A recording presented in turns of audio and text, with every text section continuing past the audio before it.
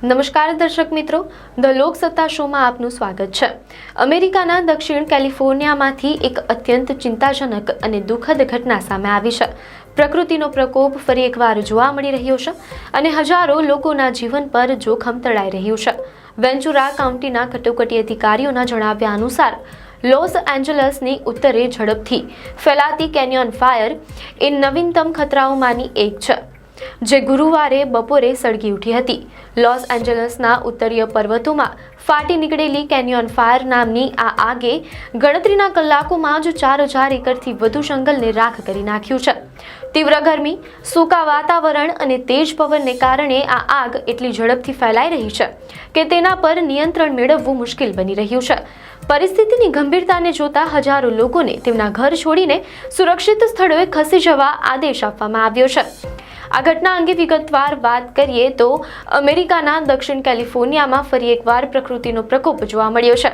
Loss એન્જલસના ઉત્તરીય પર્વતો, જ્યાં કુદરતી સૌંદર્ય અને શાંતિનો વાસ હતો, આજે ત્યાં આગની ભયાનક જ્વાળાઓનું રાજ છે। લોસ પેડ્રેસ નેશનલ ફોરેસ્ટમાં લેક પેરુ નજીક ગુરુવારે બપોરે એક નાનકડી ચિનગારીથી શરૂ થયેલી આગે કેન્યોન ફાયર તરીકે આખી ખીણને પોતાની ઝપેટમાં લઈ લીધી છે। તીવ્ર ગરમી, ઓછા ભેજ અને કલાકના 20 થી 30 માઇલની ઝડપે ફૂંકાતા પવને આ આગને એટલી ઝડપી બનાવી દીધી છે કે દરેક 2 સેકન્ડે ફૂટબોલના મેદાન જેટલી જગ્યા બળીને ખાખ થઈ રહી છે। ખરેખર આ એક મોટી ઘટના કહેવાય। માત્ર થોડા જ કલાકોમાં આ આગે 4000 એકરથી વધુ જમીન બાળી નાખી છે।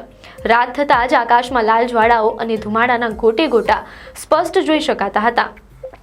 આ ભયાનક દાવાનળની ગંભીરતાને ધ્યાનમાં રાખીને સ્થાનિક તંત્રએ તાત્કાલિક સ્થળાંતરના આદેશો જારી કર્યા છે। લોસ એન્જલસ કાઉન્ટીમાં રહેતા લગભગ 2700 રહેવાસીઓને તાત્કાલિક તેમના ઘર ખાલી કરવા માટે કહેવામાં આવ્યું છે, જ્યારે 700 જેટલા મકાનોને ખાલી કરવાના આદેશો આપવામાં આવ્યા છે। આ ઉપરાંત 14000થી વધુ લોકોને કોઈપણ પરિસ્થિતિ માટે તૈયાર રહેવા માટે જણાવવામાં આવ્યું છે। વેન્ચુરા કાઉન્ટીમાં પણ લેક પેરુ મનોરંજન એરિયા સહિત 5 ઝોનમાં સ્થળાંતરના આદેશો અપાયા છે। જો કે આ મોટાભાગના વિસ્તારોમાં વસ્તી ખૂબ જ ઓછી છે, પરંતુ લોકોમાં ભયનો માહોલ છે। આ ભયાનક દાવાનળ સામે લડવા માટે 250થી વધુ અગ્નિશમન કર્મીઓની ટીમ સતત પ્રયત્નો કરી રહી છે। આ પહાડી વિસ્તારમાં આગ બુઝાવવી અત્યંત મુશ્કેલ કામ છે। હવાઈ મદદ માટે હેલિકોપ્ટરો અને ટેન્કરોની મદદ લેવામાં આવી રહી છે, જે આગ પર પાણી અને અગ્નિશામક રસાયણોનો છંટકાવ કરી રહ્યા છે।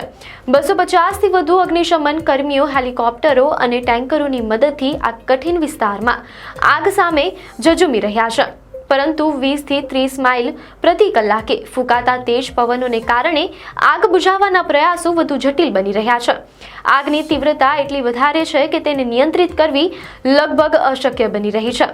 અગ્નિશમન કર્મીઓનું કહેવું છે કે આગની ઝડપ એટલી છે કે ઘણીવાર તેમને પાછા હટવાની ફરજ પડે છે।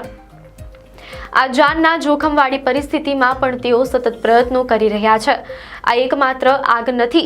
કેલિફોર્નિયા રાજ્યમાં આ સમયે 2 મોટા દાવાનળ ફાટી નીકળ્યા છે, જેને કાબૂમાં લેવા માટે કુલ 3850 અગ્નિશામકો દિવસ રાત કાર્ય કરી રહ્યા છે।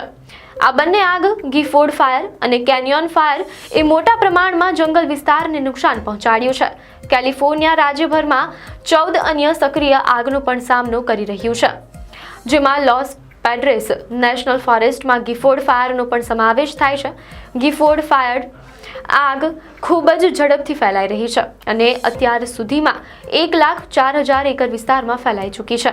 અગ્નિશામકોના સઘન પ્રયાસો બાદ હાલમાં આ આગનો 21% વિસ્તાર કાબૂમાં આવ્યો છે। જો કે કેન્યોન ફાયર વિશે વાત કરીએ તો કેન્યોન ફાયર આ આગનો વ્યાપ થોડો ઓછો છે। જો કે રાહતની વાત એ છે કે આગનો 28% હિસ્સો કાબૂમાં લેવામાં આવ્યો છે। આ આગ હાલમાં વેન્ચુરા, લોસ એન્જલસ, સાન્ટા બાર્બરા અને સાન લુઇસ ઓબિસ્પો કાઉન્ટીમાં સક્રિય છે। આગ બુઝાવવાના પ્રયાસો સતત ચાલુ છે। મોટી સંખ્યામાં સંસાધનોનો ઉપયોગ ચાલુ છે અને અનેક ટેન્કરો ઘટના સ્થળે છે, પરંતુ તીવ્ર ગરમી, સૂકું વાતાવરણ અને તેજ પવનને કારણે અગ્નિશામકોને ભારે મુશ્કેલીઓનો સામનો કરવો પડી રહ્યો છે।